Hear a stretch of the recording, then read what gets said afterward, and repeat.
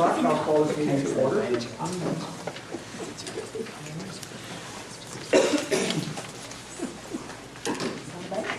Roll call has been taken electronically. This meeting of the Ripon Area School District Board of Education has been properly noticed in accordance with the Open Meeting Law and State Statute 19.84 and related legal references. We are one of Wisconsin's finest school districts, fostering excellence for all through innovation.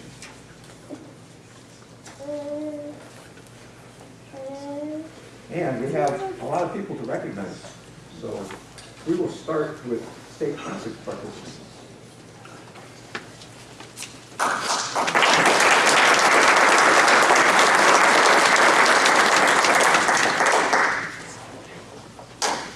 Go ahead and introduce yourselves and tell us.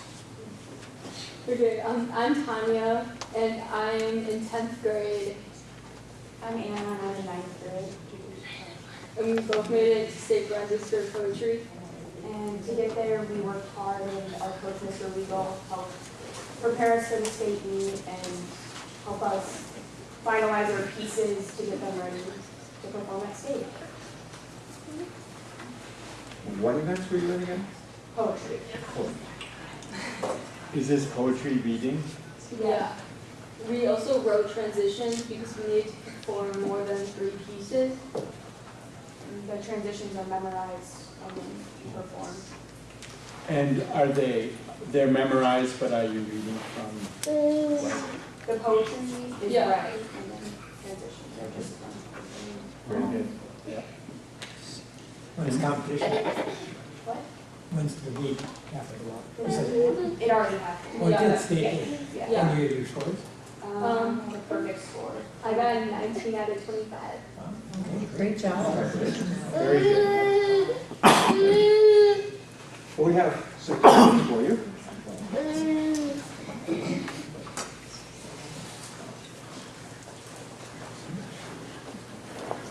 Standard achievements.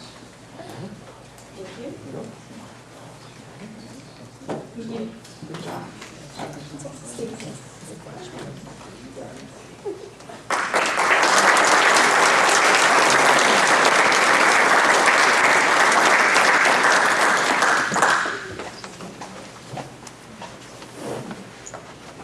Next, we'd like to recognize the state FBLA participants.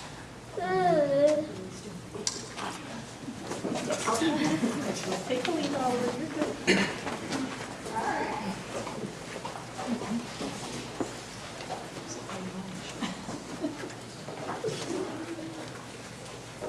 Good evening. I'm just going to say a few words. I'm Mrs. Schmidt, the FBLA advisor for those who don't know me. I'm going to let the kids tell you their name, their event they were in at state, a little bit about it, and then as well whether or not they've qualified for nationals for this year.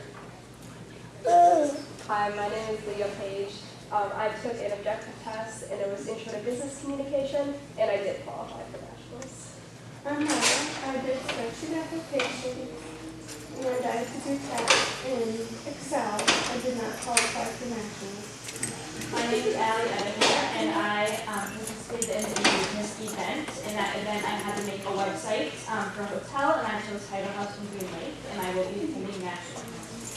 My name is Grace Bartlett. I'm Lindsay Whitaker, and we completed an event in terms of media strategies. And for this event, we had to make a presentation of how to represent the FBLA in the district. She did not qualify. My name is also in publication background and digital editing, and I did not qualify for the national. My name is Jonathan Minchow. I competed in digital video production, and we created a video promoting the March Madness basketball game, and we qualified for nationals. My name is Oliver Roper, and I was also in the same digital video production group. My name is Rachel, and I'm studying sales communication with Maggie, and we basically just had to sell products to the judges. I also did a project with Claire Dupke, community service project, and we are doing that. My name is Diva Baker, and I competed in the chapter event, which is the local chapter annual business report, where we summarize all the events that our chapter does over the year. And I also competed in the public service announcement event, where me and a partner created a video highlighting a issues at Teen Space, and I qualified for nationals in both events. So where's national? In Atlanta, Georgia. When or now?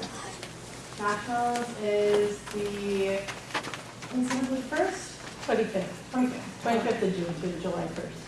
What was the topic that you chose at Teen Space? I chose to make a PSA on teen anxiety, so representing the different sources of teen anxiety.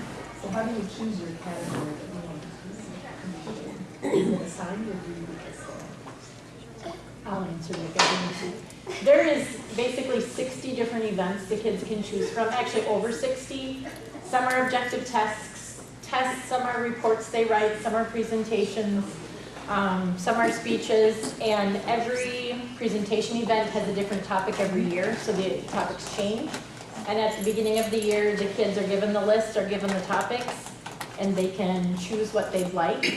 In terms of if there's more than one group or person that wants an event, I go if they've qualified for nationals, they get first dibs. Then it's the officer team, and then it's who I feel is the best fit for that event after that. We have more of these than there are people. So Yes. how did the rest of them do? As the group that's here, we had 29 that qualified for state, 27 competed because 2 had conflicts that came up. And we have 10 students that have qualified for nationals in 7 different events. So, yeah, there is quite a few of them missing compared to the group that was with me to Green Bay that day. But I'm excited. It should be fun. We've been in Atlanta before. Out of the 10 that I'm taking to nationals this year, 6 were at nationals last year. This is Allie Ettinger's 3rd year in a row she's qualified for nationals. So I'm hoping both for her and the boys for digital video their 2nd year, and Eva and Allie who made the stage last year. I'm hoping we can come home with more hardware this year like we did last year. It'd be great to see all 3 of those make the stage with being returning to national qualifiers. I'm excited. Should be fun. Very excited.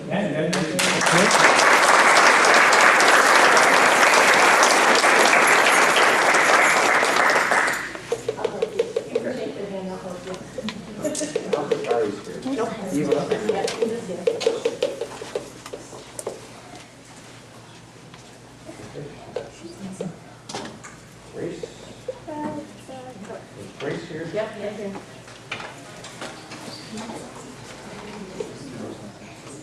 Preston, I don't think. No. Okay. Kevin? Kenzie? Allison Bundy?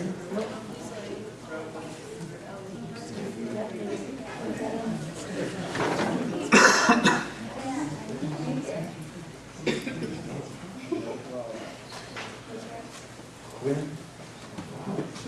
Allison? Yeah.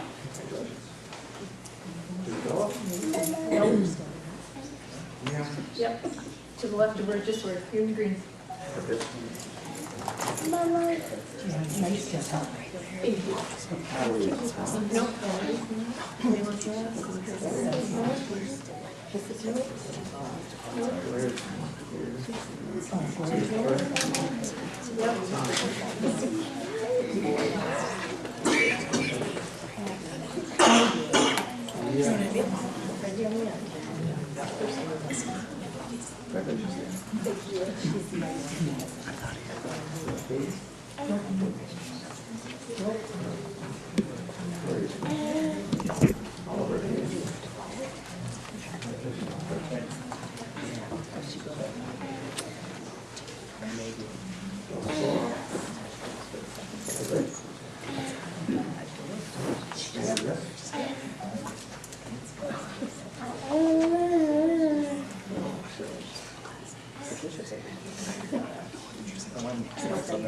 Yeah.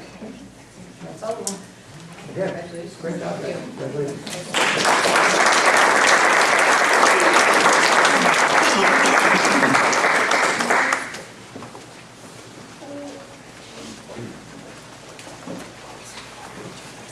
How are you?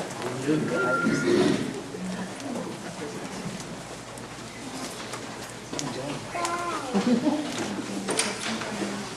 All right, now we have a lot of good service. Have you guys decided on an order?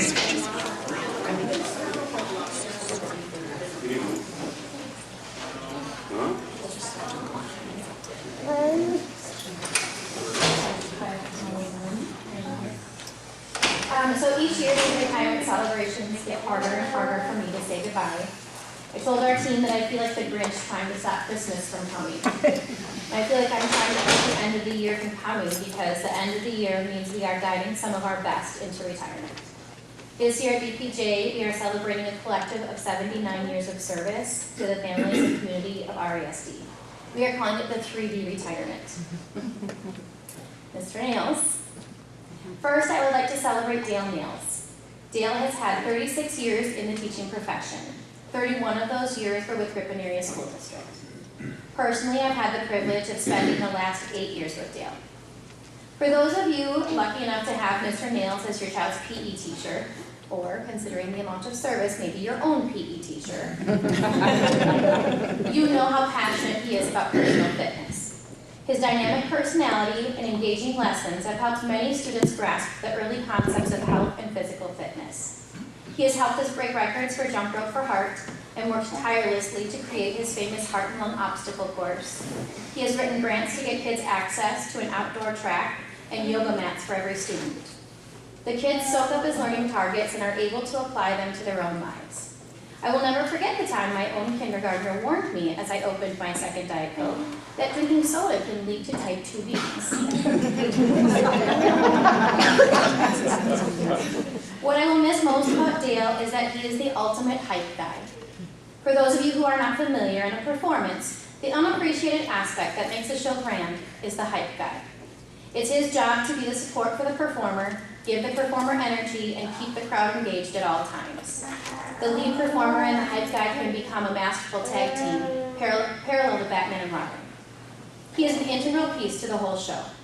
This isn't an easy job, nor a job that should be treated lightly. Dale's role as the ultimate hype guy started with my first year. I wanted to have a New Year's assembly, and I was adamant that we needed to replicate the New Year's Times Square ball drop. I was certain we needed confetti to drop from the gym ceiling. Dale fully committed to making that happen, and the rest is history. Over the next 8 years, Dale was able to pull together 1,000 hats, human ice cream sundaes, sumo wrestling, pies in the face, slip and slide kickball at the carnival, and everyone's favorite, Slime the Principal. The impact Dale has had on so many Ripon residents is incomparable. He has made a difference in the lives of so many children and adults. It is with a heavy heart that the BPJ team helps Dale end this chapter of his story. We are hopeful he will stop in for the occasional hype performance, even in his retirement. Dale, we wish you nothing but the best in this next chapter.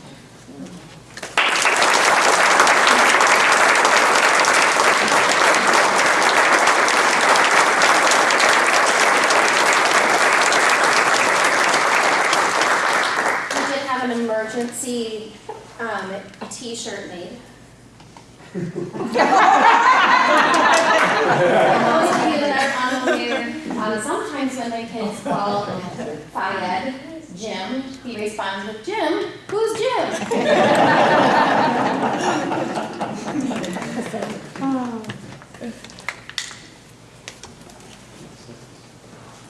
In the district.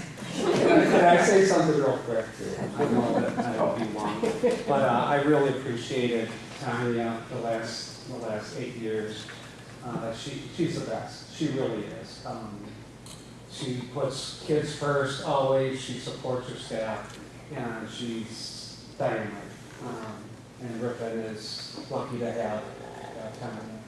And thank you, everybody else, to the school board, the administration, the community, the staff. I truly have been blessed all these years. So this is hard. So thank you, everybody.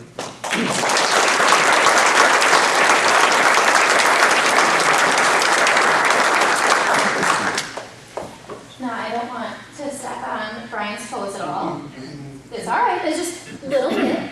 I know that Brian gets to share his farewell to Dennis after 23 years of service to RESD, But I think I should, at a minimum, recognize the behind-the-scenes guy who helped set up and clean up all of the big performances that the hype guy and I pulled together.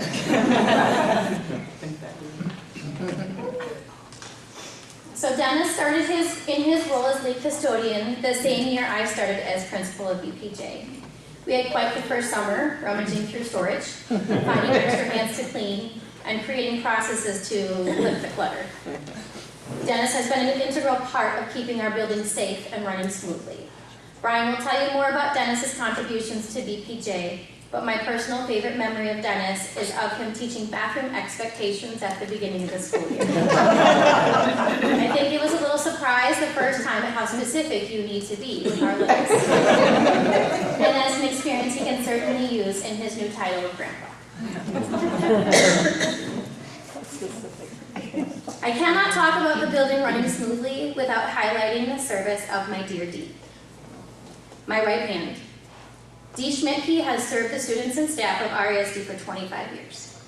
She has spent the last 8 years keeping me afloat. I must say that the relationship between a principal and her administrative assistant is a special bond, but even beyond that, working with me requires a specific skill set. I am certain Dee can communicate through telepathy, organizes receipts in her sleep, is a licensed private investigator, can find her missing minutes in a timesheet, and is not fazed when other duties as assigned includes activities such as luring raccoons off the property, spray painting circles on the ground, and filling in as the local meteorologist who orders up sunshine for the carnival every year. Things didn't run like a well-oiled machine right out of the gates, though. Poor Dee was coming off of a 17-year working relationship with Myra. The only thing similar between me and Myra was our shoe size. As the year went on, we figured each other out. We had some highs and some lows, and we developed a deeper respect for one another. Through some tears and a lot of laughter, she became one of my most loyal and trusted people. Dee is at her best when she is working with our kids in check-in, check-out. She has an attentive way of reconnecting with kids to remind them of their expectations first thing in the morning. She gently redirects kids when they're having a hard time, and she encourages them to ring the bell in the office to celebrate their successes. I knew my time with Dee was going to be coming to an end when she became overly concerned about who we were going to place in the front of our office space. She was trying to find her successor. It meant so much to me that Dee cared about finding just the right person to hand over care of the office, and me. Dee, I know that BPJ will be in good hands with Jenna and me. I believe you have created a solid foundation for us, and we look forward to carrying on your legacy of hard work and dedication. Thank you for taking care of BPJ for so many years. Best wishes in your retirement, Melinda.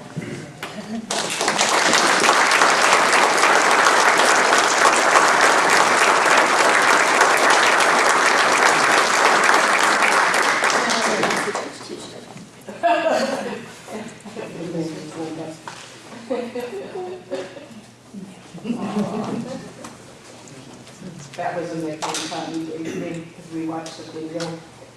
I don't know where that would go. But Linda, Linda, listen to me, Linda. By name. Thank you.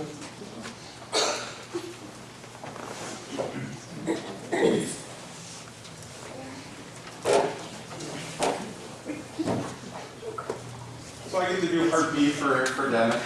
I've been with this district a little less than 6 years, and I remember Dennis being on my interview panel along with quite a few of you guys at the table here. But I remember when I was offered the position, Dennis goes to me, "I'll work with you. Let me share my ideas, support me, and let's work together." And that's true to Dennis. He's a go-getter. He'll get things done. He's a strong communicator and really has grown in his position. Just to kind of talk briefly about where he started. He started at the high school here on third shift, and then he moved to the old middle school, which is our tennis courts. Spent quite a few years there between a mid shift and then day shift, and then moved over to Barlow when the head custodian shortly before she retired, and then took over at Barlow. He'd never been in elementary education. I had a wake-up call from Tanya and Renee and Dennis and all the staff from elementary, because I was so used to high school kids and high school messes and things like that. I just remember Dennis teaching me all these things. I remember teaching math in my expectations. Quite interesting. It helped with when I had kids. But through it all, Dennis has done a great job. He's had so many different positions, kept on moving up in leadership. Did really good as a lead custodian. I really helped push him out of his box. I know he will always say he's not Mr. Fix-It Man, but he does an awesome job fixing things, or he knows how to speed dial the people that he needs. But he has grown so much in his position, and I'm going to extremely miss him doing what he does, because who else is going to call me at 4:45 in the morning to let me know that the doors don't work, or there's no heat, or things like that. So with that, Dennis, congratulations on their time, and let me know when you want to go for lunch, because I know John would join us, and I know Gail would join me. Well, of course.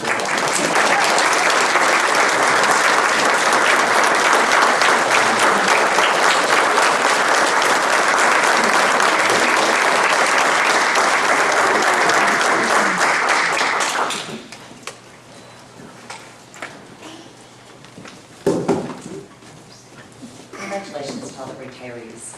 Really happy for all of you. I'd like to take a little bit of time and celebrate Lori Puppert tonight. Lori has been serving the Ripon Area School District since 1990 for a total of 32 and a half years of service. In that time, she held an assignment as the front office secretary at Marine Park Quest since 2006. Prior to that, Lori worked as a food service employee, clerical aide, a study hall monitor, a middle school secretary in her district, but much more. Lori has also served as our French adventure coordinator since 2007 and has been our grade program since 2000. In the 32 and a half years of employment within the Ripon Area School District, Lori has shown extreme dedication in supporting our students, staff, families in countless ways throughout our entire district. She's been viewed as a trusted colleague and friend to all members of our team. Lori has always been a person who would bring a warm smile to anyone's day while spreading the feeling of compassion and kindness to everyone who was fortunate enough to spend time with her.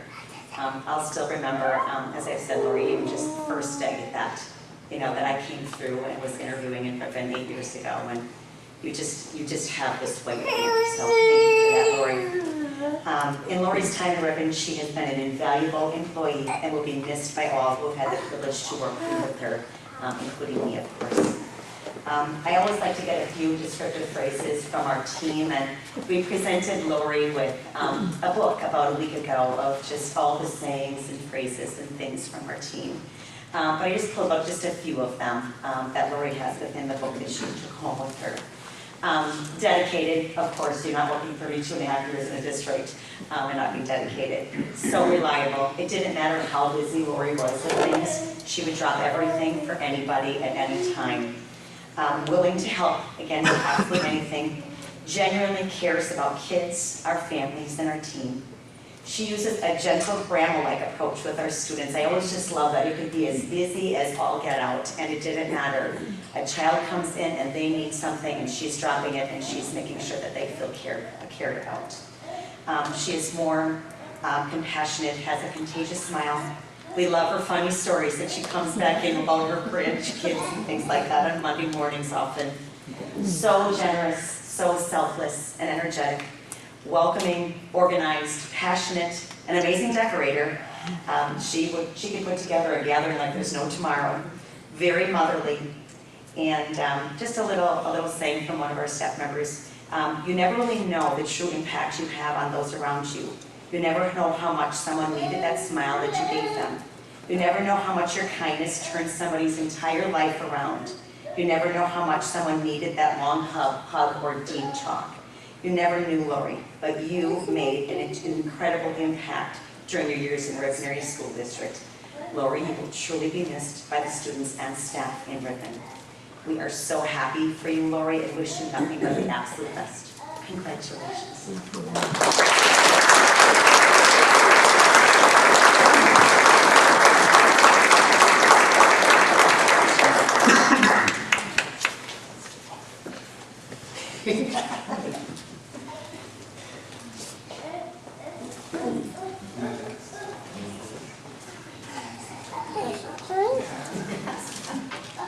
Well, first of all, Sue, you saw all this hugging going on? I'll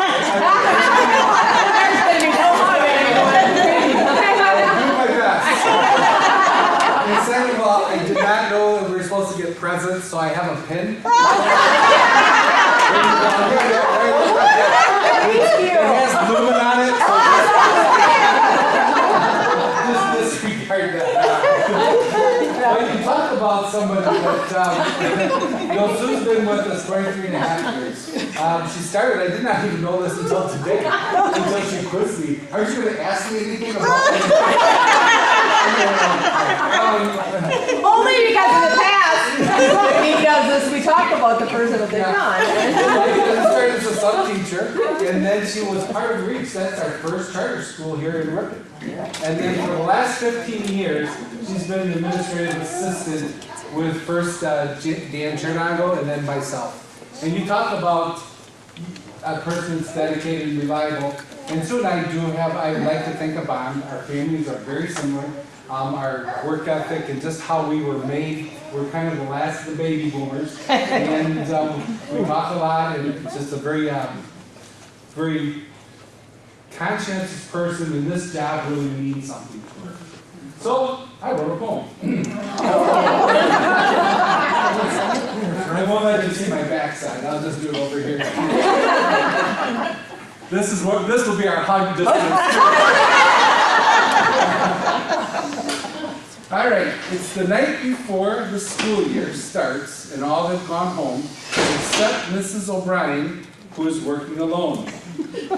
The next in-service morning, like magic, the forms do appear, which teachers pick up to begin the new year. If you are new to the building, or one that's been here for a period of time, we all depend on Mrs. O'Brien to keep us steady. The students are coming, we need to be ready. The students have arrived, some are confused. Mrs. O'Brien is there to make sure all students get in the right room. Students need their ID or did not register online. Mrs. O'Brien will make sure everything is fine. A teacher needs to go to a conference or order some supplies and forgets what to do. They come to me and I say, go see Sue. A phone call comes in to use the gym, the pool, or the community room. The call is transferred to Mrs. O'Brien, who makes sure the space is reserved and the forms are complete by noon. Students, teachers, clubs turn in money to the office. Mrs. O'Brien counts the money, keeps the books, and knows what's at stake. She will put in the extra time to make sure there's no mistake. Mrs. O'Brien has written or proofread all communications sent to students and parents at home. She helps to ensure the message is clear and concise so there is no room for the mind to roam. Graduation is near, and what a show it is. Everything is professional and classy and well organized, which I have little to do because if something needs to be done, it is done by Sue. I'm sure I miss many things that Sue does for Ripon High School. She is the glue that keeps RHS running on top, but all things come to a stop. After almost 24 years, it's time for Sue to retire. We wish her nothing but the best as she trains the new hire. Congratulations, Sue. Let's give her a hand.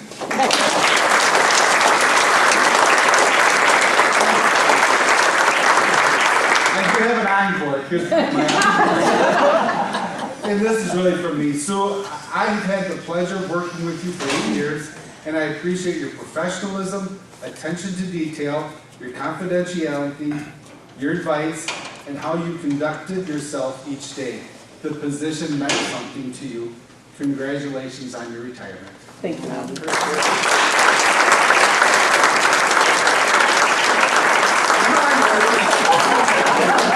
I will do this like it doesn't hurt.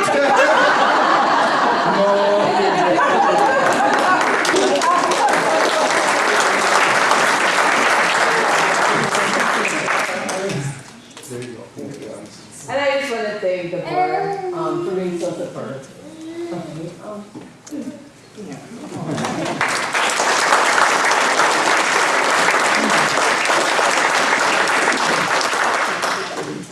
I have the pleasure of introducing Shelley Kemnitz. Shelley has been employed with the Ripon Area School District since August of 2000. She is currently assigned as a special education student support staff member at Ripon High School. Prior to this position, she also worked at Ripon Middle School as a paraprofessional. Shelley is very dedicated to the work she does and the students she serves. She cares very much for her students and many times goes above and beyond in making sure their basic needs are met so that they can learn. In the time Shelley has been with the Ripon Area School District, she has taken on new teaching practices and responsibilities, as well as learned new technology, as our students' needs have continued to evolve. That COVID learning thing, she rocked it. Shelley's dedication to the staff, students, and district is remarkable. Shelley can be found at the S1 door every morning, greeting students, making sure every student that walks in her door starts the day with a smile. Thank you for your service to the Ripon Area School District, Shelley.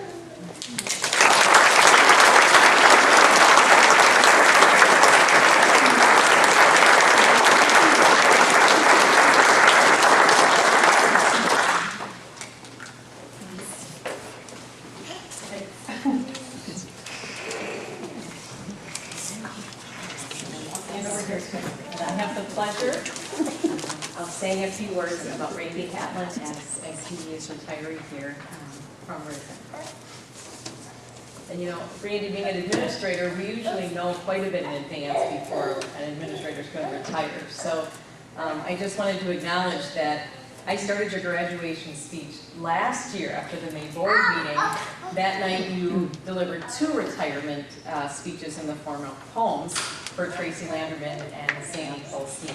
And you noted that both of those teachers were pros. So, and now we have a poem here, so everyone got a chance to see you. So I am not delivering a poem tonight. But I knew it would take a year to remember all of the many special moments over the past 10 years since I began to work with you. It was nice, though, that in December, I got an additional opportunity to reflect on your time in the district as you were to receive the Ripon Commonwealth Person of the Year. Congratulations for that, Randy. For that recognition and for your successful career here in Ripon, which began in 2007, when you took the Murray Park principal position. I worked with you in that capacity for 2 years, and then you approached me to float the idea that you would consider the high school position. And you asked if I could see you as the next high school principal, to which I answered a resounding yes. And you interviewed and got the position. First, thank you for being the kind of principal whose most memorable words for me have always been, we have great kids here in Ripon. Rare is a principal who could shepherd children in their elementary years and then return to them when they are teenagers, and really have the student body and the parents very pleased and excited to be working with you again. At the time you took the high school job, Ripon High School and Middle School was under major construction and building a combined school building. You took over that construction from 2 other principals who had served the 2 years before you. You had a big task of hiring a new assistant principal that year, Bill. And when the construction company, the very first thing that they did was actually move you and Bill out of the existing high school principal and assistant principal office, and you actually began your career in an office in a classroom with a plywood dividing wall. Those of you who are here remember that. The next two years were weekly meetings in a construction trailer with donuts and lots of tours in muddy shoes, and bringing lots of innovative ideas into the building with the building design budget. And when that budget was too small, you went out to the community to raise funds to maximize the spaces in the new school for the benefit of the students, staff, and our entire community. I have other fun memories, like thinking you were missing during a playoff game, during a state run, and it was because you were too sick with the flu, only to find out that you were actually wearing the tiger costume during the game and there was a fever. I didn't know where you got the energy that night for you to celebrate with your school, but I remember being very worried about you as you left that night, thinking how dehydrated you must have. As principal at the elementary school, you helped to open Quest Charter School, and then at the high school level, you helped to close Lumen Charter School. Both were done with care and consideration, respecting the past and helping everyone look forward. During our 10 years together, I have attended many Rotary meetings, so that you have been able, so I've been able to see you talk about our students to community leaders. And I thank you for your professionalism and for always lifting others up to each other with your words and actions. You were here in the district to lead change within our teacher evaluation model, and you served for many years as our district epic for My Learning Plan software. And when we didn't have a pool director, you took on that task. And then when we didn't have an e-game sport coach, you took on that task. You welcomed dozens of international students to the French Adventure program each spring at Marine Park West. And then at the high school, you started to accept full-time students who came on a J1 and F1 visa to stay the entire school year. And to help those students who came for our 2-week summer international science, engineering, and leadership camp. You brought the volunteer group from Fond du Lac to a space at Marine Park to make sure we got our fair share of Fond du Lac County resources and helped to grow our CTE and youth apprenticeship program, which is thriving and larger than we've ever seen it. And during COVID, you helped the staff and the leadership team completely change the learning platform, first to all virtual during the statewide shutdown, and then again to a hybrid model for learning, with cohorts of students attending on opposite days. You helped to design that COVID drive-through for graduation and figure out what to do for sports and fun that year. That is also when you really launched Coach's TikTok career. You've always been willing to do what it takes to lead your team, and you even traveled literally to the other side of the world for it, and when asked to represent the Ripon Area School District at a conference in China. So we thank you for that. During our time together with you and this administrative team, we've received many awards and reached high levels of student success, both with engagement and achievement. We've lost students and staff together, and you have led student sessions for credit and grade recovery. You've sang at elementary and high school concerts and attended many student events across the state, which included many dinners with Bill at restaurants, especially when traveling to sectional and regional events. Thank you so much for your wisdom. I appreciate that and your historical knowledge of the district and your willingness to be a sounding board for ideas and topics from around. Randy, I asked you to cover the district in my absence, partly because many of the interesting challenges that occur when I'm gone occur at the high school level, but also because you have your superintendent license. Also because you lead with such calm integrity, and I knew that I could always count on that. So many wonderful things that you have done in the district, you have led well, and you are leaving the district in a much better place than you found it, thus allowing the next high school principal to start on a much less muddy footing than you received. As you close on your time here, I want to thank you for being so fully committed and energized throughout this entire year. And I thank you for your efforts this fall for Ripon Education Foundation Church and War campaign. You helped them reach over $100,000 for the first time in their history to give all of our students everything possible to compete and learn and grow. I just know somehow you are not done yet serving the students and family in Wisconsin. You have so much to give. Think about us though. Even walk by and wave on the third Monday of the month at 6 o'clock when the sport administrative team and maybe I believe I speak for the entire Ripon family when I say that I am so happy that 16 years ago it was Ripon Area School District that presented itself interesting enough for you to pursue as the next phase of your career. Please know whatever you choose to do in your retirement, we wish you many hours of rest and relaxation. And just like the teachers last year, I want to thank you for being a close. This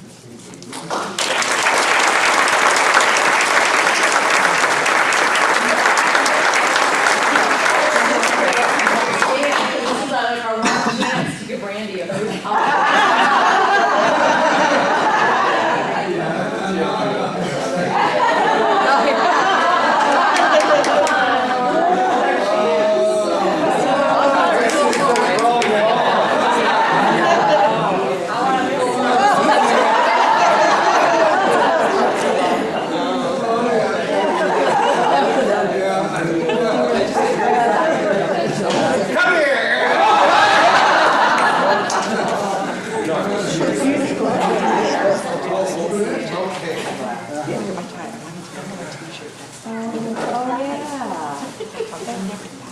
Oh, wait. Because it's official this year, you and Coach.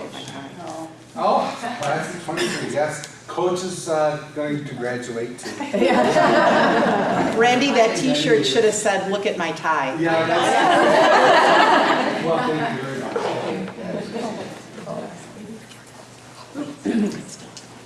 I just want to point out, usually, David, you say, none of you have to stay at the meeting.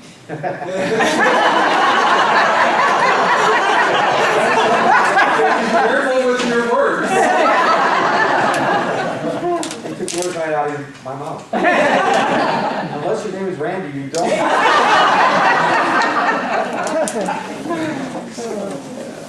Let's give everybody all together.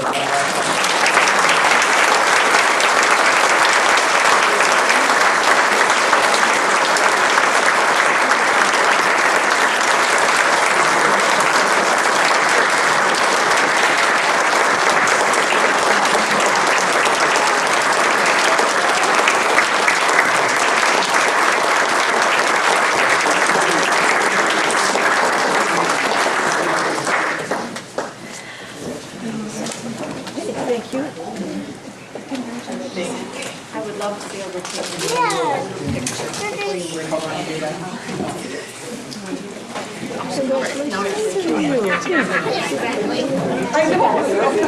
We took one bite. Just one. Don't want a small one. Congrats.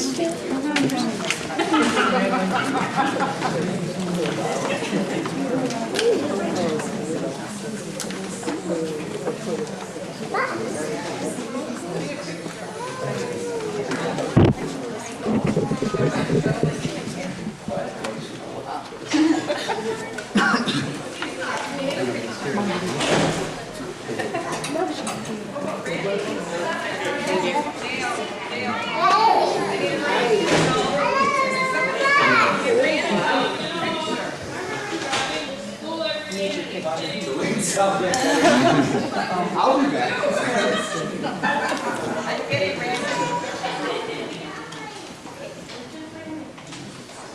I think they want that for picture. Oh, everybody else has their stuff. All right, we do not have any written communications. We do have one person who signed up to speak, but unfortunately it's not on the agenda, and we only allow comments on an agenda item. So is Shane Dalton here? So I'm gonna have to ask you instead, write us a note. Okay. And explain what the issue is to us. Okay. No, I'm sorry. His wife had already called, so that's why we're here several times, right? We're kind of having the issue of it not being addressed, so I'm trying to, I guess, take the This next is like avenue. last resort.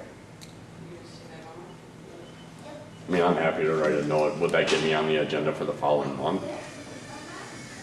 Or is it decided by you, the board? Why don't you call me and talk, or we can talk about it, and then we can figure out if we can go on the agenda. Congratulations all. Okay. Okay. Thank you. Just pretty much you can call me anytime. Okay. Is your number on the site then, the school district site? Should be a number on the school district site. Or Right. Okay? Thank you. I'm sorry about that. Oh, that's all right. Thank you.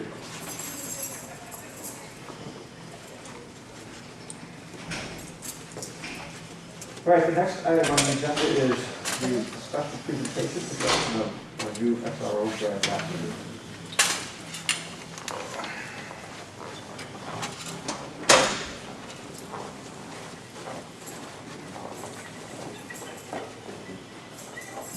Hi, good evening. First of all, I wanted to say thank you to the board and the school district for our great partnership and also for providing the opportunity for a second school resource officer. I just want to take a minute to introduce Officer Brad Rasmussen to the board. He's going to join our team as the second school resource officer. In a minute, I'll have him say a few things about himself. However, Brad started training with me last week, and he'll be training with me through the end of the school year. And just in that week, I can tell you how we've seen the benefit of having two of us here already. Beginning at the start of next school year, Brad will remain in the middle school, high school buildings, and I'll be going to the elementary buildings. With that said, we plan to integrate into all buildings because we think that it's really important that all the students know who both of us are and give us opportunities in all of the buildings. I'm looking forward to having a partner in the schools and to having Brad join our team. So without further ado, I'll let Brad just introduce himself and say a few things. So, obviously I've already kind of been introduced, but I'm Brad Rasmussen. I've been a police officer in total for about 6 years. I did 3.5 years at Ripon PD starting in 2017. And then in, I believe it was October of 2020, I got hired here at the City of Ripon Police Department. Primarily did a lot of narcotic investigations throughout the majority of my career. I'm a certified drug recognition expert, so I have done a lot of extensive training on that. So I'm sure that's something that we'll find a way to utilize within the schools when needed. And then for the last about 1.5 years, I've been doing specifically investigations. So just been kind of progressing through my career and finding what it is that exactly intrigues me and what I'm passionate about. My wife and I, we got married, I believe, 2019? Yeah, 19. So it's actually really easy for me to remember because we got married exactly 10 years to the day after we started dating, so it was kind of easy for me to remember. It's just always remembering back. When I start going like how many years ago, but then if I just go back to like what year it was, it's a little easier. So, Good say it. So it's about 3.5 years ago. We have, or I guess a little over that because it's almost coming up on 4, but we have 2 kids. My daughter Cecilia just turned 3 on the 4th of May. And then my son Lincoln is 17 months, I believe, 18 months. So they are obviously my whole world. And with everything that's been going on in the world today, I felt like I couldn't find a better thing for me to do than to protect our school district and serve our kids as best I possibly can. So I feel like that's where what my calling is at this point, is to be in schools and get to know as many kids as I possibly can, and hopefully be able to not only just protect them and keep them safe, but try to make a difference in their lives and use my platform, if you will, to hopefully make some kids changes and make an impact on them. So thank you everyone for having me, and I appreciate it. Hopefully I get to know everyone extremely well. I'm not the best with names, so I apologize in advance if I'm very good with faces, so, but names are not my strong suits, so I'm gonna have to work on that. Thank you. Thank you. Thank you.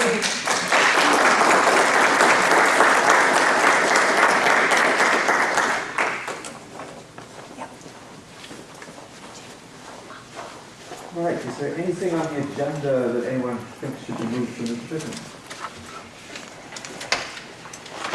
If not, we will adopt the agenda as presented and move on. First thing is announcement of contributions to the district. All right, we have a number of contributions to the district, and these are all over $250, and they were contributed to the Ripon Education Foundation. So Louise Quinney, Peter and Emily Sensenbrenner, Sandy and Tim Polstein, Isaac and Emily Miner, Betsy Blasick, Betty and Todd Behrens, Bill and Judy Neal, Bunsen Merchant Funeral Home, Carolyn Fries, Gary Rodman and Colleen Byron, Bessie Heffernan, Carrie Hughes, William and Barbara Ocean, Jim Jenkins, Diane and Kim Shady, Rick and Julie Ketter, Dwayne and Sydney Schultz. I'm very thankful for those donations.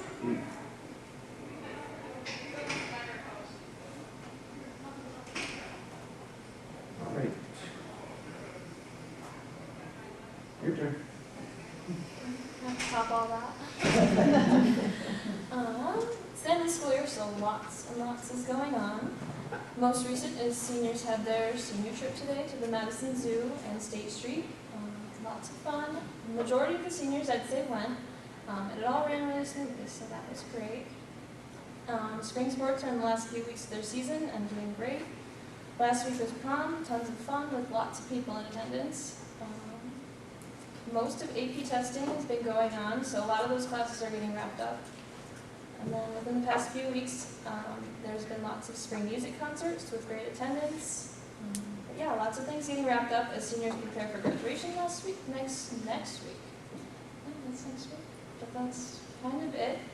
But as this is my last meeting, I'd like to thank you all for having me in attendance these past few months. It's been a great leadership experience for me, and I hope you're looking forward to the new student council president. Thank you.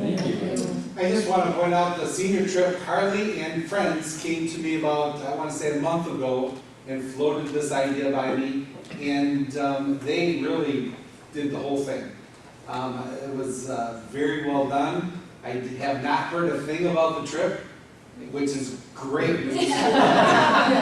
But I thank you for your leadership. I've kind of kidded her that now she can be a leader, and she goes, I don't want anything to do with it. Because she was hurting all those seniors and getting the notes and everything. No, thank you very much.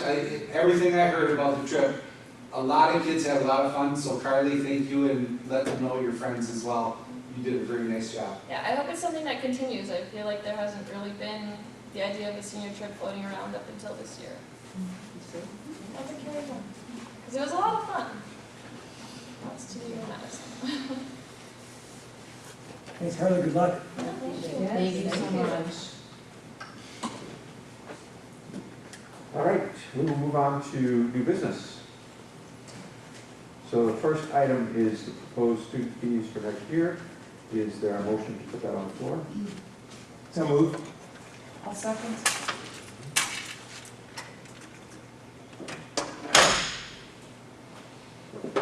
Any discussion?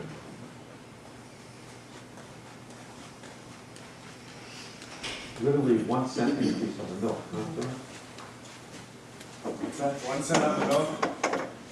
You offer, 4% increase with our food service company, so it equals about 1 cent on the milk, so that's what that would be. If there's no further discussion, I'll call for the vote.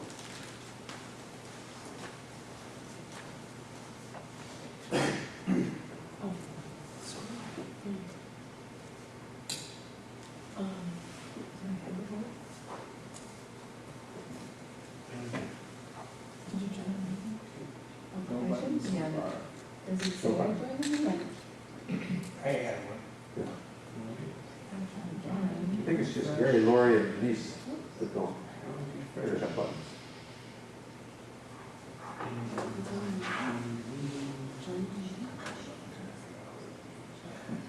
Oh, here's the button. Very good. Refresh and join in.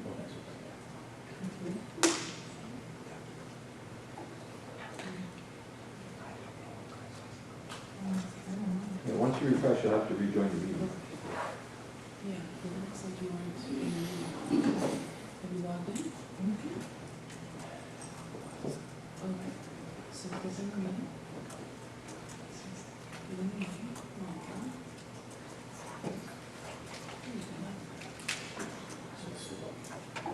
Oh, there you go. I got it. I was in the Oh, okay. If that's how you want it.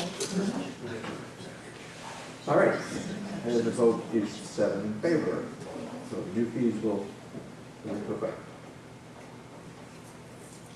Moving on, consider approval of materials at the adoption for 4K grade 5 literacy.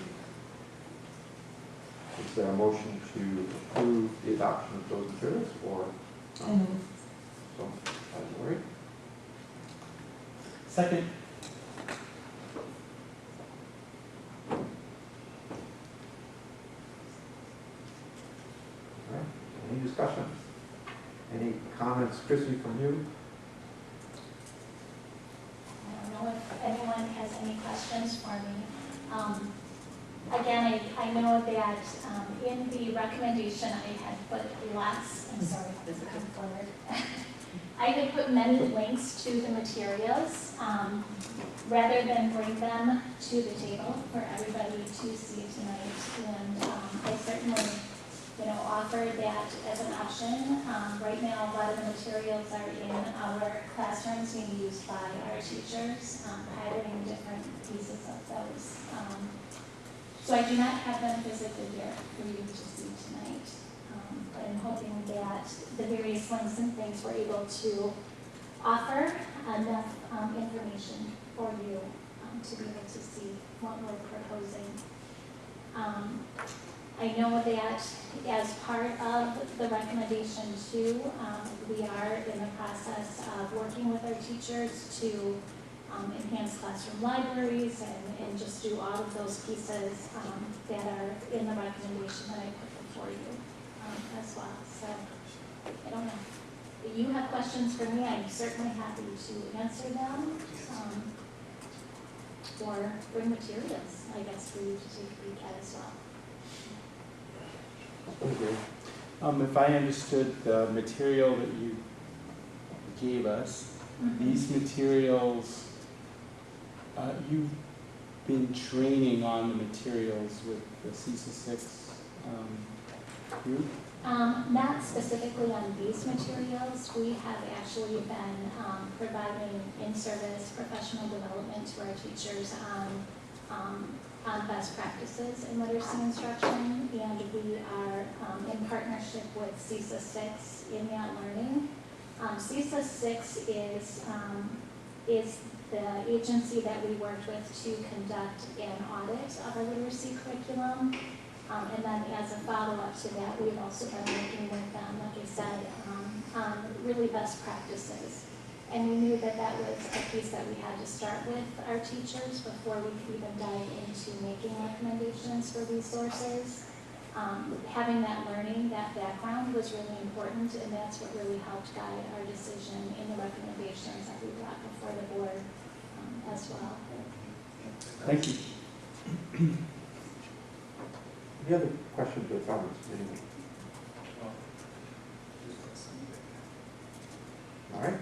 Thank you, Chrissy, and I'll call for the vote.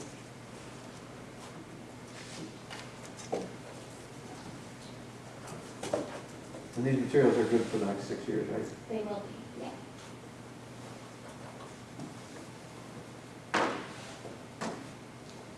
And again, all 7 have voted in favor. Motion passes. And we'll move on to consider approval of driver education certification. Somebody like to put a motion on the floor? Motion to approve. Second. Tom? Me? Any discussion?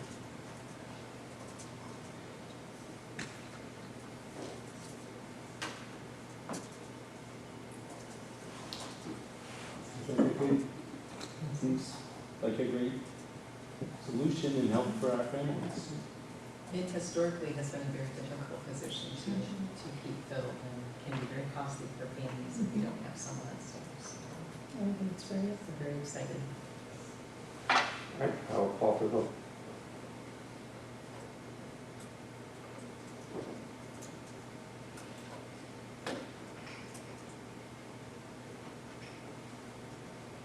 Also approved. Consider approval of WIAA Boys Lacrosse Cooperative Team Sponsorship. Motion to put on the floor.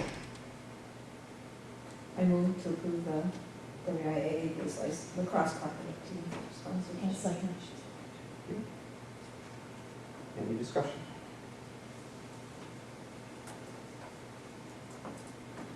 I understand from the follow-up memo that this could be offered to boys and girls, correct?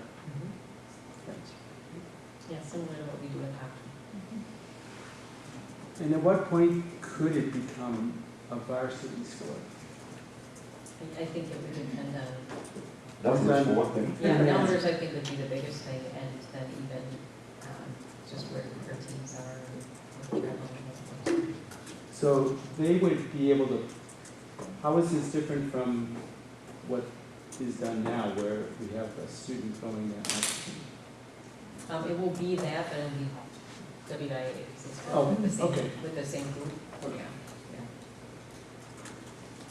Just they've moved within WIA. yeah. Right, right. All right, call for a vote.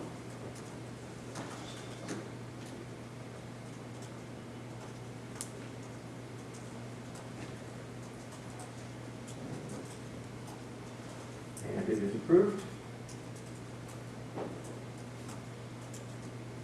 And we have the preliminary 2023 summer school staffing proposal. Motion, please. So move. Seconded. Discussion. Seems like there are more courses this year for high school students, is that correct? I would say, actually, it's probably about the same. So? We're hoping that after, we're hoping after tomorrow, we may be adding another course actually, which is the ACT prep mini course that I spoke of earlier. Sure. A survey is being sent out to students tomorrow to just gauge interest on whether that's something that they would be wanting to participate in. And then depending upon interest, there may be several sessions offered actually this summer. So that staffing may increase just a little bit, depending upon student interest. All right. It seems like we had more this year, and I like the offerings. Yeah, we are excited. Already, registration is out and our slots are filling up, and it's just an impressive number of registrations that we've received already. Are you talking about overall or just with that? Overall. Overall. Overall, yeah. Our elementary schools typically have incredible registration. In fact, we usually max at that level. But I know participation at middle and high has also been up, which is great to see. We do have a few additional course offerings actually at the middle school this year that we're excited to launch. That's always a tricky level because oftentimes students are there because they need additional support. So we are really excited to be able to offer some enrichment courses at that level as well. So that level in particular, Andy, is one that we definitely have more classes. So. Any other comments or questions? All right, seeing none, I'll call for the vote.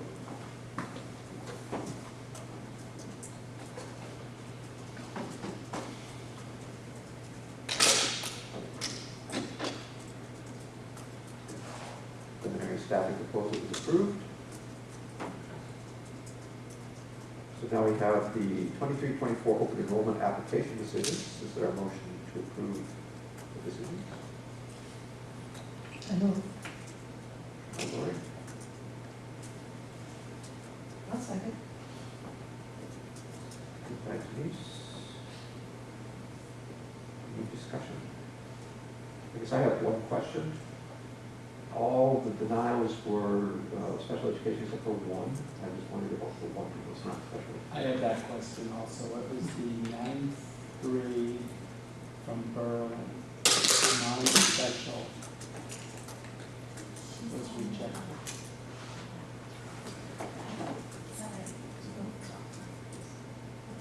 So we may not be able to address that if it's an individual Right. student, so probably can't speak Oh. about that because it would be an individual student. I see. Yeah. Okay. Can I ask the question a different way? What are the kinds of things that we would use to reject students, other than the fact that we have no openings for special education and we might not have openings in other grade levels.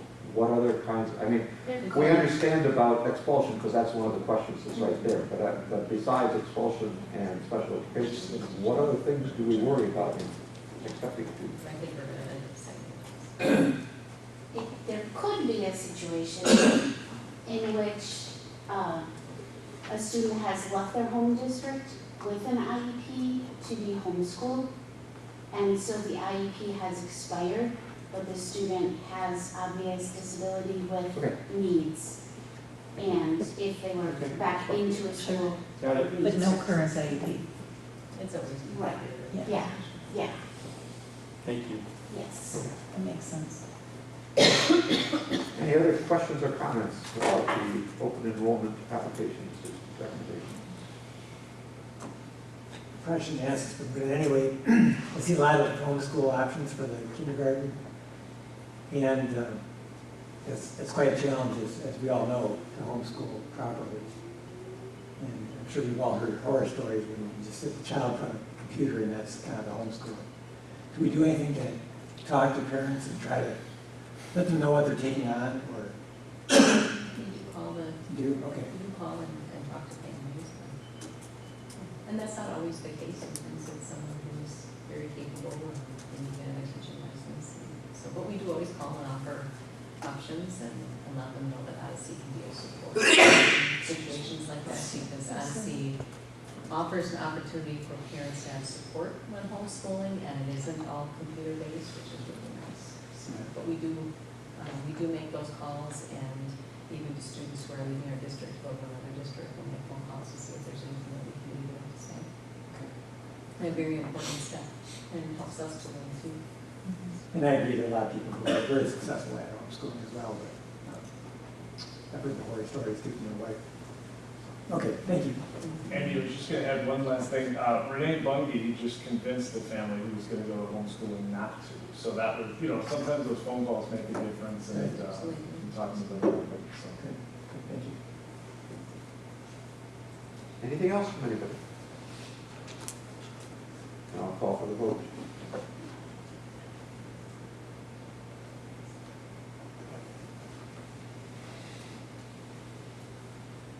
And we approve the recommendations.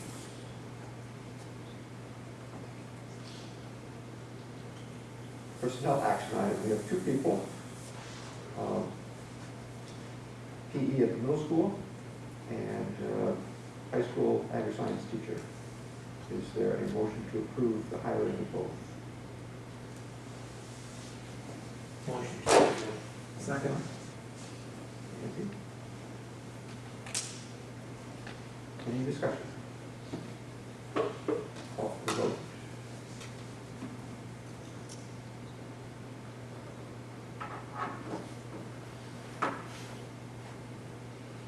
And they are both approved, both hirings are approved. And then we have the part-time teacher contracts. Is there a motion to approve the part-time teacher contracts for next school year as presented? I move to approve the part-time teacher contracts. I second. Thank you, Denise and Lori. Any discussion? Call for the vote.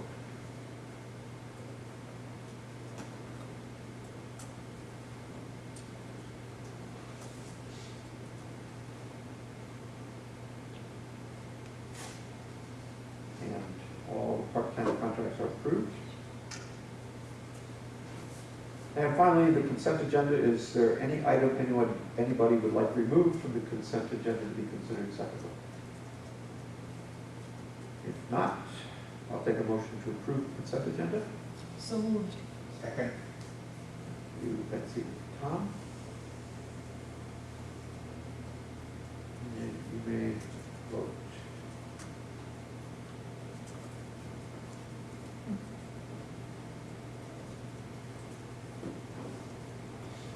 Consent agenda is also approved. So, superintendent reports. Yeah, legislative updates, just a reminder that Joan and I have reached out to actually communicate with our legislators regarding kind of budget and the items that are within the budget and how it will impact us as a district. And then, of course, at this time of the year, we always like to put a group together to review our Friends of Public Schools, and kind of look to our community to see who's been a support for us in the past, and to bring a group together so that we can select someone to receive that award. So if there's anyone that is interested in being a part of that conversation, I'd certainly love to do that. Lori? Sure. Anybody else? Tom? I can do that. Don't know how many authors too. Maybe two, and I don't know if either, Josh or Nicole would like to be a part of that, but maybe you could reach out to them as well. Mary, if I can ask about the legislative reports, is there a, do you think it would be appropriate for you to share what you communicated to them with us? Yeah, absolutely. Individually, and then we could choose to maybe write our own? Sure, absolutely. Absolutely. That would be helpful. That would be great. Yeah. Suggestion?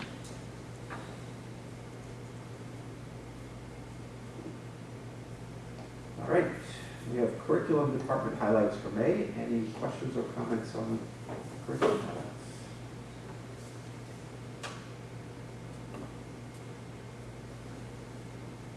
How are we doing with the literacy inquiry? I understand we're looking at painting inventory of all the different books in the classrooms. That sounds like quite a big task. How's that being done? It's a real pain in the butt, I can tell you that.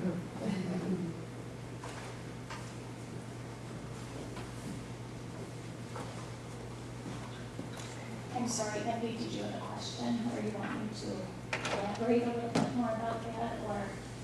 Yeah, how the process works, and then I see we're going to categorize them by different things. I assume like age of books, how old some things are, book levels, diversity. Sure, and I included this because this was our focus in our May 5th professional development session with our teachers. So as part of the audit that I had referenced earlier in our partnership with CISA 6, one of the areas that we are focusing on is independent reading and the importance of that with our students. And as part of that, we are working with our teachers to enhance our classroom libraries, and I had put in our proposal as well, just about providing contingency funds for our teachers to be able to select or to enhance their libraries with some additional books and things, which is something that we try to do with our teachers. When we did that professional development, we did ask them to think about various categories, specifically at the kindergarten through second level. We asked them to think about like the volume of books, certainly the freshness, how up-to-date their classroom libraries were, and then certainly the reading level, because we want to make sure that we have a big range of books within our classroom libraries. And then I guess something else we just asked our teachers to think about is just to think a little bit about diversity and what that means, I guess, in terms of our student populations and the students that we serve.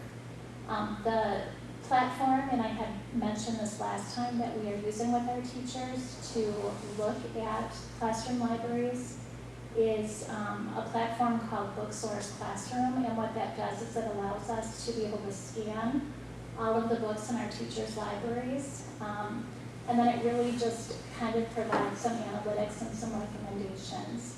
And when we did our in-service with our teachers, what we did is we had just asked our teachers to really think about various categories as they are selecting materials that they would like to place in their classroom libraries for the students to be able to reference. And again, those were some of the various categories that we had referenced specifically. The age of books, the book levels. We asked teachers to think about the ratio of fiction versus nonfiction, and then more of that general category of diversity as well. I'm really glad to hear you bring up diversity as one of the categories that we need to be looking at, just because our community is changing so much. Our community is becoming more diverse. Our teaching staff is becoming more diverse. I think it's really important that our students be able to see themselves and see their families in the materials that are used in our schools. And things can become dated rather quickly, so it's good that we're looking at them and we're refreshing and making sure that they're relevant for the community. Yeah, it's, as we talk about this, certainly we have materials in our media centers too, and we want to make sure that we have, diverse representation in there. But certainly just to provide opportunities for our students to be able to self-select. That's kind of the purpose of our classroom libraries, on topics that are aligned to our curriculum for sure, too, is another area certainly that we are looking at, so. Is there a way, I see on here that the teachers, of course, are making up their wish lists. Is there a way for the public to help, bring those books that they want, or donate to the classrooms for the books? Yeah, that's, to this point, it's been challenging because, and we've had this conversation, so often our teachers are collecting books from garage sales.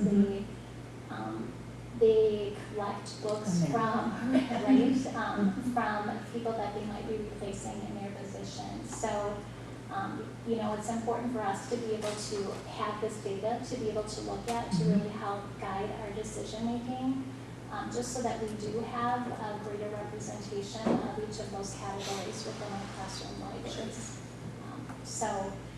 Having those analytics, I think, is really helpful. Again, those analytics are recommendations. It's not a requirement. These are all things that we're asking our teachers just to think about so that we have like I said, a greater representation from each of those categories that I have noted. I agree with Betsy, what she talked about with diversity as well, because The Little Mermaid's coming out, they're re-releasing it live action, and it's a black mermaid. And to see the little kids' faces when they did it, something like TikTok, how excited they were to say, oh, she looks like me. They'll see that in their literature. It's going to mean so much, especially today when kids are facing mental challenges, to be able to have this for them to see themselves in the books. It's tremendous, so I appreciate what you're doing. Thank you for that. I think with gender also, there's different types of diversity. I'm sure you're looking at all of that too, because gender is another one that maybe got so much now, but the last 20 years it was like a review, especially when you're looking at occupations and thinking, well, what can I do? So. Yeah, and diversity certainly does cover a big span, right? I mean, when we talk about diversity, we talk about different races, we talk about gender. There's so many different things to consider. And when we asked our teachers to really think about that, we presented multiple categories of diversity and just really asked them to, think about the students, that they serve or may be serving, and just to have, a broad representation of that. Because like you said, our demographics are changing and things look different, very different than what they had to. And again, I appreciate having a tool to be able to help us analyze that better than we ever have been able to do. And I think that it's important for our teachers to really sit back and be able to do a true analysis of the types of things that they have, in their classroom libraries as well. So how can the board support you in the efforts to make sure that we have those diverse materials available? I'm a little bit, maybe alarmed isn't the right word, but I'm a little bit, oh my goodness, when I hear that our teachers are gathering materials at garage sales, that indicates to me that maybe they could use some additional support in ensuring that they have these diverse resources and good, solid resources available. What do you need from us to make that happen? Again, just I think as part of the adoption, I put in there that contingency, that funding to just be able to, certainly provide some autonomy to the teachers through some guidance and some guidelines in being able to select. And certainly, we will be looking at that information as our teachers are selecting. But I think just the board truly supporting that process and knowing that that's part of our adoption this year is really helpful. We had done that years ago when I first took this position, and the process was very different than what it is today, or in our current role. And I just feel like we've streamlined it. We know a lot more about what classroom libraries should look like, and again, I appreciate the opportunity to be able to use funding to be able to support that if possible.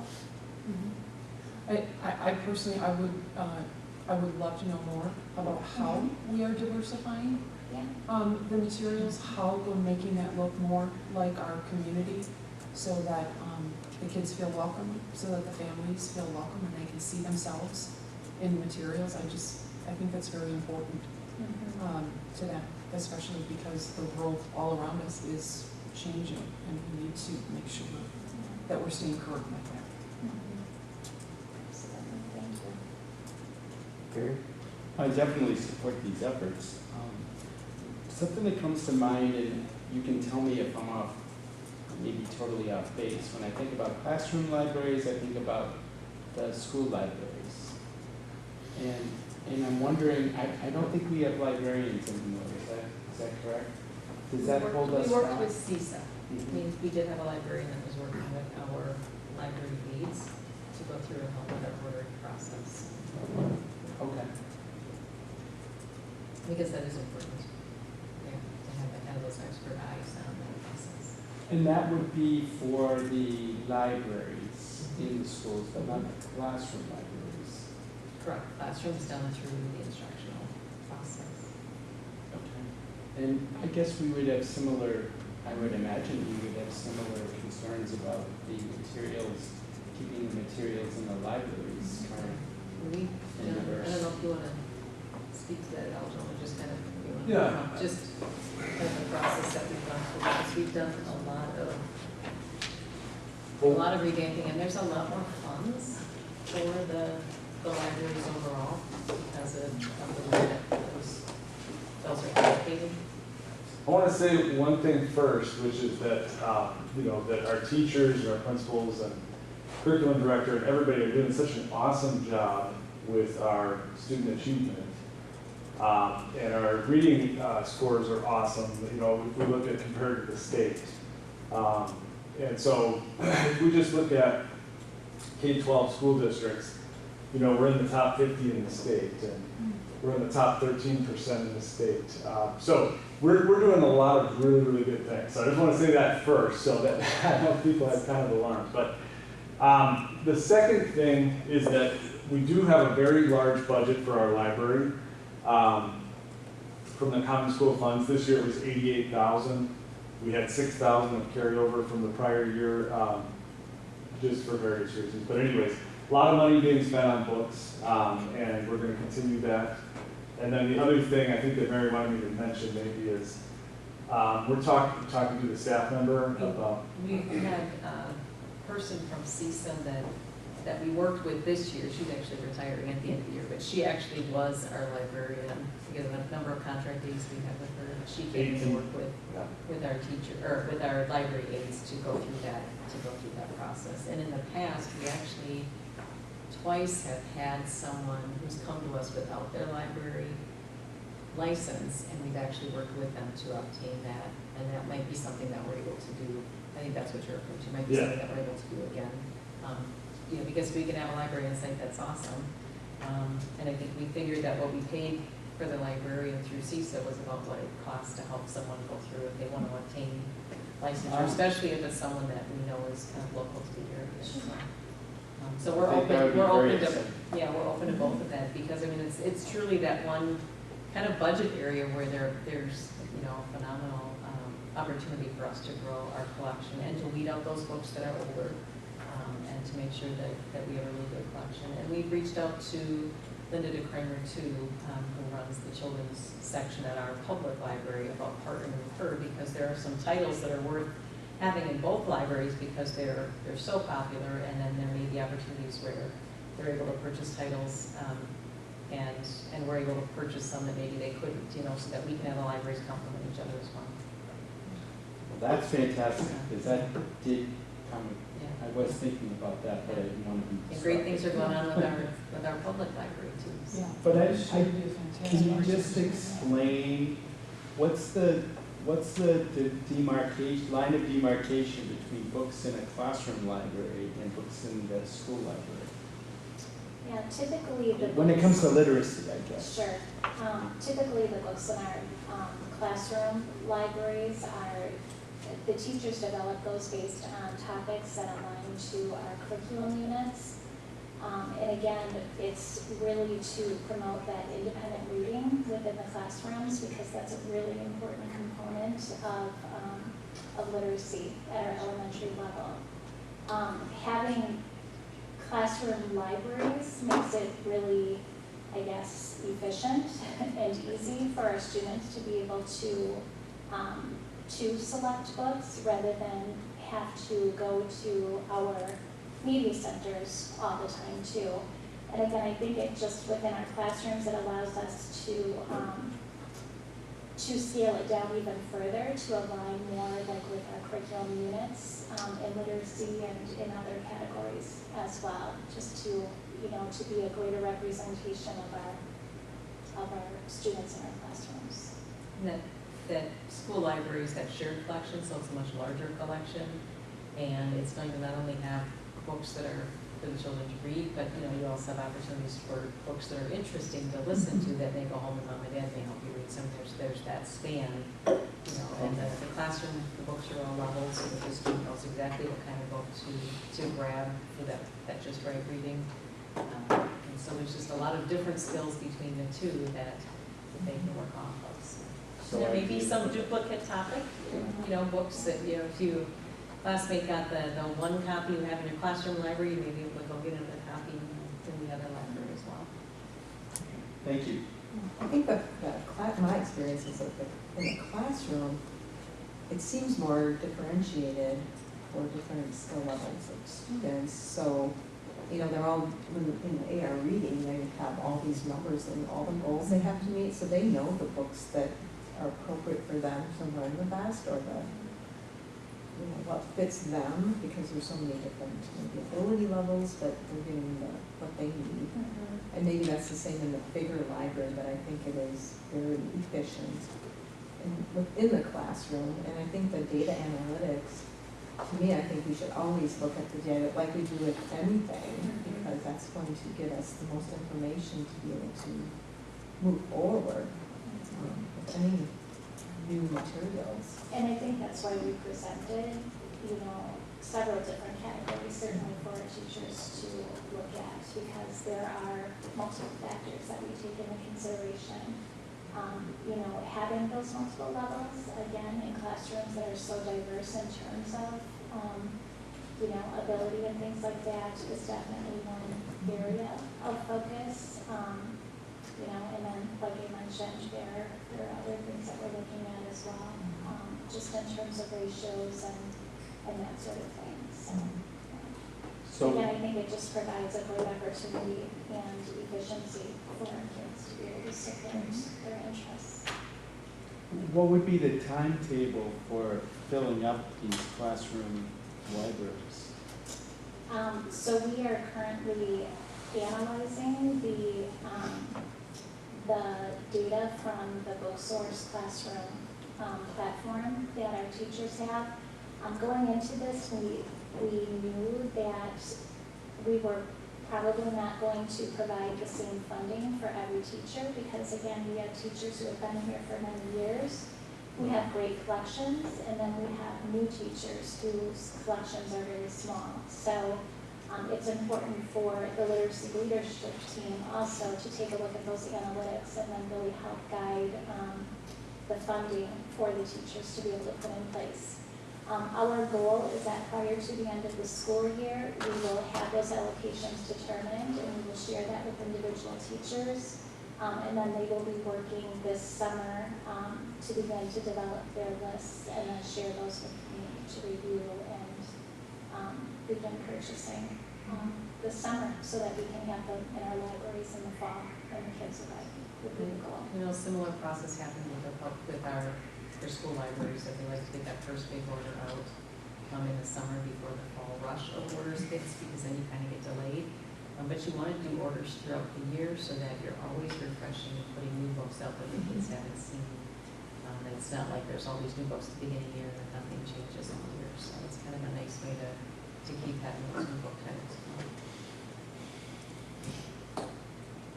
Thank you. Thank you, Chrissy, for your work on that and your team.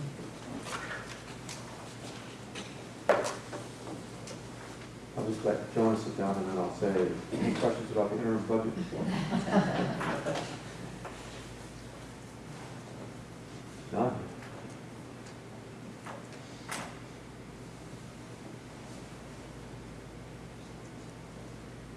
How about the food service?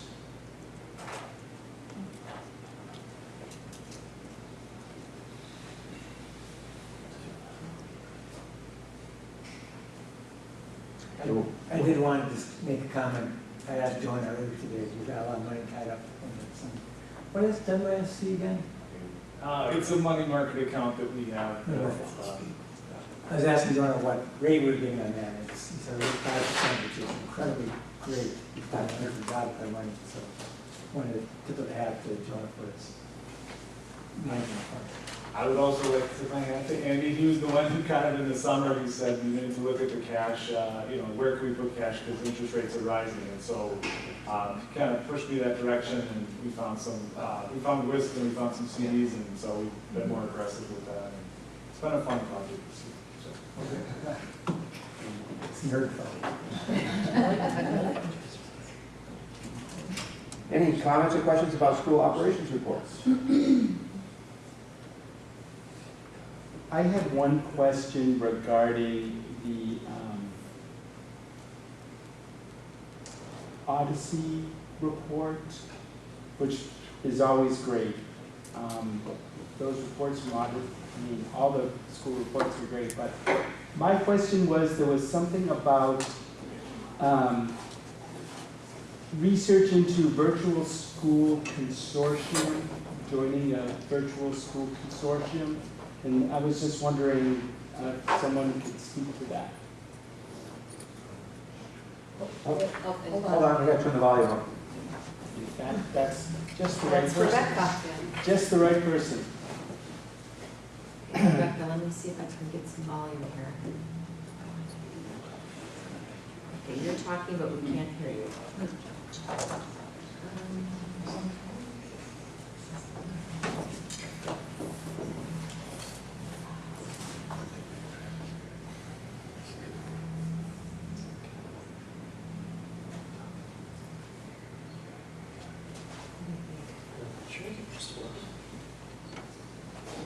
Travis is going to save the day, Rebecca.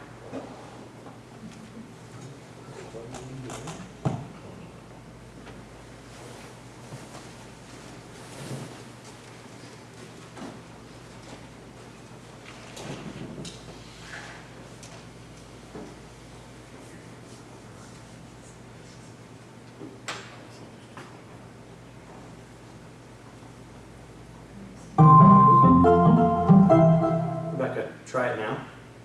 Can you hear me? Yes. Okay, we have sound. Thank you so much, Travis. You're welcome. Thank you. We are looking into potentially partnering with some local districts, as well as other districts from around the state that we have pulled in 5 or more student open enrollments from. There are other virtual schools in the state that have created consortiums just to benefit the other school district if they do not have a virtual option for students in their school district. It is an option for them. So my administrative assistant, Heather, had looked at our enrollment throughout the state and has mapped out where we have 5 or more students from those school districts pulled in. So some of them are Hartford, Sheboygan, Oshkosh. So what we'd like to do is reach out to those districts to see if they're interested in forming some type of a partnership with us, which hopefully in turn would grow our enrollment and pique the interest, and it'd be a win-win situation. However, we do need to, I've been talking with Jonah and Mary a little bit about this. We need to make sure that it will be fiscally responsible, of course, and in each situation. So it's just something at this time we're exploring to see if we could do something like that. Like I said, there's other virtual schools throughout the state who have formed partnerships with other districts in hopes of growing enrollment, and some virtual schools have been successful in doing so. Okay, so it's a possibly an enrollment enhancement rather than a cost reduction kind of thing, or? Right. So first off, we may not see financial benefits from it, but in turn, hopefully in a couple of years, if we're working with the school district closely, as an option for them when the traditional brick and mortar just is not working for some students, we may be an option for them, rather than maybe sending them to another school or out of the district. This would help them to remain in their district, but also partner with us as a virtual option. Well, as long as it doesn't lead off our enrollment. That would be correct. It would be to help them come to us as the virtual. Correct. Yes, exactly. Okay. Well, thank you, Rebecca. That answers my question. Absolutely. Great question. Thanks for asking. Anything else?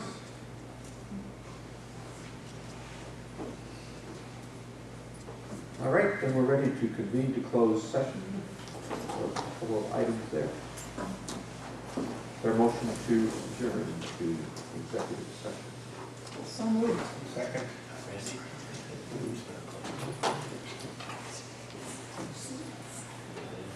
You can vote.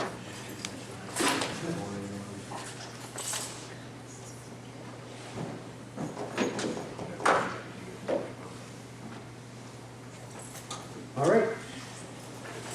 Good evening, everyone. You too, Dave. Good night. Bye-bye.